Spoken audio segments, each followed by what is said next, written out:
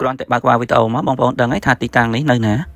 ជម្រាបសួរនិងសួស្តីបងប្អូនទាំងអស់គ្នាថ្ងៃនេះខ្ញុំសូមមកបង្ហាញផ្លូវទៅលេងទំនប់កគីឬក៏ហៅម្យ៉ាងទៀតថាចុងខ្សាច់ដែលបងប្អូនមកពីខាងរាជធានីភ្នំពេញឬក៏ទឹកខ្មៅឆ្លងកាត់ផ្លូវស៊ីចំពីងត្រង់ចំណុចកោះលងចិនឆ្លងមកត្រង់ខាងកើតបងប្អូនជិះប្រហែលជា3គីឡូដីនឹងដល់ផ្លូវបំបីជា2បន្ទាប់មកយើងកាច់ស្ដាំប្រហែលជា500ម៉ែត្រដូចនៅក្នុងវីដេអូហ្នឹង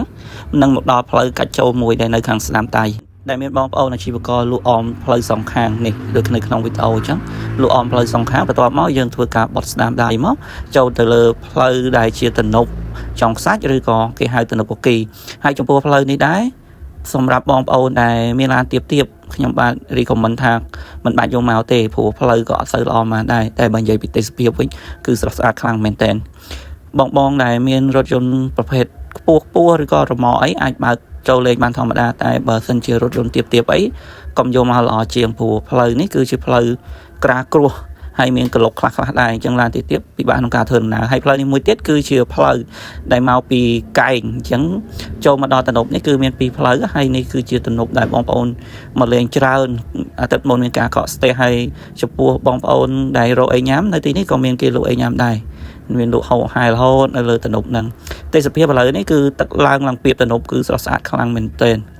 បងប្អូនដែលចង់មកលេងអាចមកលេងបានហើយបើសិនជាខ្ញុំប្រាប់ទីតាំងប៉ុណ្្នឹងហើយរកអត់តាន់ឃើញបងប្អូនអាចមើល location នៅក្នុង comment ខ្ញុំនឹងតម្លែងជូននៅក្នុង comment ជូនហើយនេះក៏មិនមែនជាថ្ងៃសៅរ៍អាទិត្យទេណានេះគ្រាន់ជាថ្ងៃពហុខ្ញុំទៅថតម្សិលមិញក៏មានបងប្អូនគាត់មកអង្គុយស្ទូចត្រី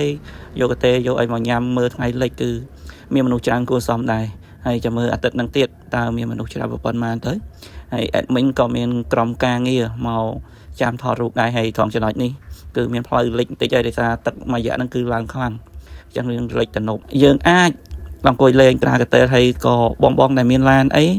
បើអាចចតនៅពីមុខទៅដើរមកលេងកុំឲ្យមានការកកស្ទះដល់អាទិត្យមុនអ្នកដែលយកឡានចូលមកដល់ចំណុចនេះគឺពិបាកក្នុងការចេញទៅវិញណាអ្នកខ្លះ 2-3 ម៉ោងមិនចេញរួចព្រោះមានការរលចេះតែរលចូលមកដល់ក្នុងនិយាយទៅទំនប់នេះវែងនិយាយទៅអាចប្រើកាទេក្រាលអង្គុយបានគ្នាច្រើនហើយនេះគឺជាចំណុចមួយដែលលិចទឹកខ្លាំងយើងអាចបន្តទៅមុខទៀតបានទេហើយបងប្អូនគាត់នាំកូនក្មួយគាត់មកលមុជទឹកកំសាន្តលេងគឺសប្បាយខ្លាំងមែនតើ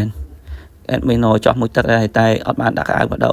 ហើយនេះគឺជាទេសភាពទាំងស្រុងពេលថ្ងៃរៀបលិចគឺស្រស់ស្អាតហើយក៏មានឃើញបងប្អូនគាត់រកត្រីបានដូចជាស្ទូចបងស្នាញ់នេះក៏បានត្រីដែរនេះហើយគឺជាផ្លូវមួយទៀតដែលមកពីខាងព្រៃថ្មដាទំនប់កែងមកតាមផ្លូវនេះហើយខ្ញុំក៏ធ្វើការជិះទៅវិញតាមផ្លូវហ្នឹងមើលហើយផ្លូវហ្នឹងក៏អត់រីកមិនឲ្យបងប្អូនយកឡានមក